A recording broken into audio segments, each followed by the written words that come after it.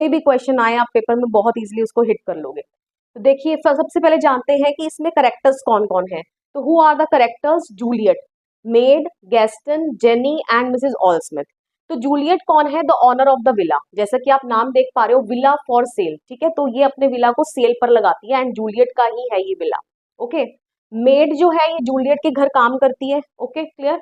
Gaston और Jenny, these two are husband and wife, ठीक है, ये दोनों हस्बैंड एंड वाइफ है।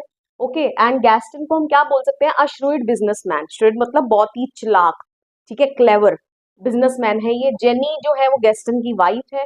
ओके ये विला देखने के लिए जाते हैं। And Mrs Al Smith, a rich American lady. Okay she is also an actress, a very rich lady, and she is also interested in buying the villa.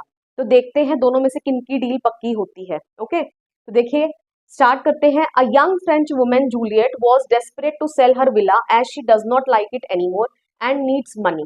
अब यहाँ पर ये जो जूलियट है ये एक फ्रेंच वुमेन है। ओके एंड ये she was too keen to sell her villa. वो इतनी उत्सुक थी अपने विला को बेचने के लिए, क्योंकि एक तो उसके पास financial crisis, she was facing financial crisis, उसको कुछ तंगी आ गई थी पैसों की, जिसके कारण उसको पैसे चाहिए थे। ओके तो वो विला को बेचना चाहती थी और अब उसको विला पसंद भी नहीं था। क्यों पसंद नहीं था अभी आपको आगे बताऊंगी। Okay so she puts up a for sale board outside her villa. तो विला के बाहर वो एक बोर्ड टंगवा देती है, ठीक है, जिसपे लिखा होता है फॉर सेल।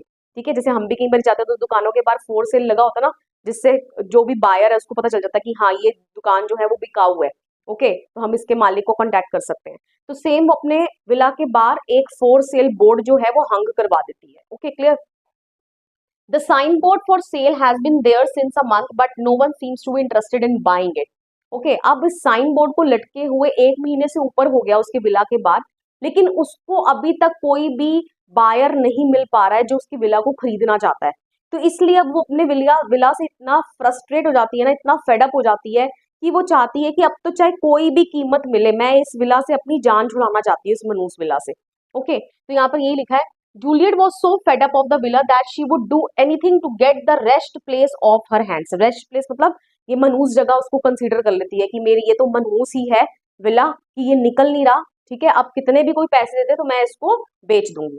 ठीक है तो यहाँ पर थोड़ी सी जो मैंने यहाँ ऐड नहीं करा है वो थोड़ा बहुत जो चैप्टर में हुआ है, ड्रामा में हुआ है आपकी बुक में, वो भी आपको बता देती हूँ कि मेड जो है वो जूलियट से पूछती है कि क्या आपको विला को बेचने में बुरा नहीं लग रहा। तो जूलियट आगे से अपनी मेड को यही बोलती है कि नहीं बिल्कुल नहीं लग रहा। अगर मैं जिस दिन साइन बोर्ड टांगती, वो साइन बोर्ड भी जानबूझ के रात को टंगवाती है बाहर अपने विला के। ऐसा वो क्यों करती है? क्योंकि उसको ऐसा लग रहा था कि रात में तो किसी को नजर नहीं आएगा फोर सेल, क्योंकि डार्कनेस होती है, बाहर अंधेरा होता है, तो फोर सेल जो